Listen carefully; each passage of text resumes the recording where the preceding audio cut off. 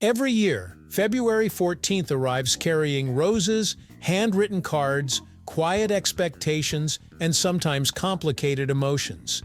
Valentine's Day feels timeless, as if it has always existed exactly as it does now. Yet the choice of this specific date is anything but obvious. February is not a season traditionally associated with romance. It sits in the cold, gray stretch of winter for much of the world, long before spring renewal begins.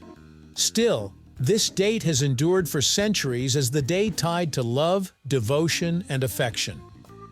The reason Valentine's Day falls on February 14th is not rooted in a single event, but rather in a blend of ancient rituals, religious decisions, historical accidents, and evolving cultural meaning. To understand why this day exists where it does on the calendar, it becomes necessary to step far back in time, to a world where love, fertility, and survival were deeply intertwined, and where festivals were created to bring warmth and hope to the bleakest part of the year. Right here, on History of Simple Things.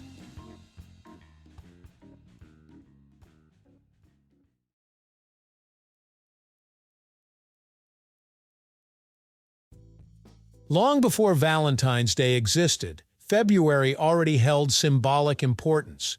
In ancient Rome, February was a month of purification, transition, and preparation. The very name February comes from februa, a term associated with cleansing rituals. This was a time meant to wash away the past year's misfortune and prepare for renewal. It was also a month closely tied to fertility. As winter began to loosen its grip, societies looked ahead to spring planting and reproduction. The ancient world often blended the survival of crops, animals, and humans into the same cycle. Fertility was not only biological, it was spiritual and agricultural. Celebrations during February reflected this mindset, focusing on abundance, continuity, and the hope that life would persist. This environment set the stage for a festival that would later become entangled with the story of Valentine's Day. One of the most influential predecessors to Valentine's Day was Lupercalia, a Roman festival celebrated between February 13th and 15. Lupercalia was raw, chaotic, and deeply physical, standing in stark contrast to modern ideas of romantic love. It honored fertility gods and commemorated the mythical founders of Rome, Romulus and Remus. During the festival, rituals were performed to promote fertility and protect against evil spirits. Participants believed these acts would encourage health, successful births, and strong future generations. Love, in this context, was not poetic or sentimental. It was practical and essential. Though Lupercalia had nothing to do with romance in the modern sense, it firmly anchored mid-February as a time connected to human connection and reproduction. This association would matter centuries later when cultural values began to shift. The most common explanation for February 14th centers on a figure known as Saint Valentine. However, the truth is far more complicated. There was not just one Valentine, but possibly several Christian martyrs bearing that name, all living during the Roman Empire. The most popular legend describes a priest who defied Emperor Claudius II. According to the story, Claudius believed unmarried men made better soldiers and banned marriages for young men.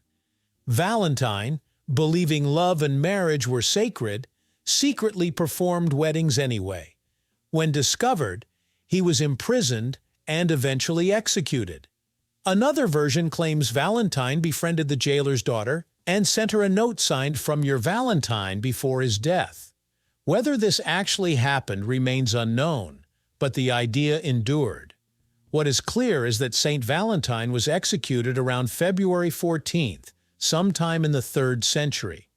This date, tied to martyrdom, became significant to the early Christian Church. By the 5th century, Christianity was spreading rapidly, and church leaders faced a challenge. Pagan festivals like Lupercalia were deeply embedded in Roman culture. Rather than eliminating them outright, the church often repurposed them. In 496 AD, Pope Gelasius I declared February 14th as Saint Valentine's Day. This decision effectively replaced Lupercalia with a Christian feast day. While the church did not originally promote romance, it reframed the date around sacrifice, devotion, and moral love. Over time, the older fertility symbolism faded into the background, replaced by stories of loyalty and selfless affection. February 14th survived not because of romantic love at first, but because it fit neatly into a broader effort to reshape cultural traditions under Christian influence. Valentine's Day did not become associated with romance immediately. That transformation began during the Middle Ages. In medieval Europe, February was believed to be the time when birds began pairing off to mate. This natural observation captured the imagination of poets and writers. Geoffrey Chaucer played a significant role in linking Valentine's Day with romantic love. In his poetry, February 14th was described as a day when love blossomed and partnerships formed. His work spread widely, reinforcing the idea that this date belonged to romance. As courtly love became a popular concept, Valentine's Day evolved into a symbolic moment for expressing admiration and devotion. Nobles exchanged poems and small tokens. Love, once rooted in survival and reproduction, became idealized and emotional. By the 18th century, Valentine's Day was firmly associated with romance in England and parts of Europe. Handwritten notes became common, especially among those who struggled to express emotions openly. These early Valentines were personal, poetic, and often deeply sincere. The Industrial Revolution changed everything. Advances in printing made cards affordable and accessible. What was once an intimate exchange slowly became a commercial tradition. Symbols like hearts, cupids, and roses became standardized. Despite commercialization, February 14th retained its emotional weight. The date itself carried centuries of layered meaning, blending ancient fertility, religious devotion, poetic imagination, and personal expression. Valentine's Day is not the result of a single romantic gesture or a simple historical decision. It is the outcome of centuries of cultural layering.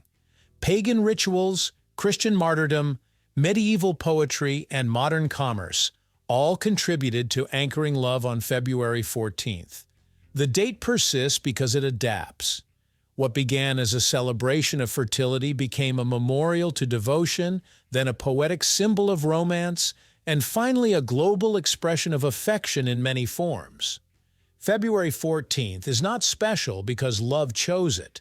It is special because history kept returning to it again and again until love made it home. Thank you for watching. If you have suggestions for our next video, feel free to share them in the comments below. We'll be sure to give you an acknowledgement for your contribution. Thank you for joining us on this journey through the history of simple things. Don't forget to like, subscribe, and stay tuned for more stories woven through the smallest details.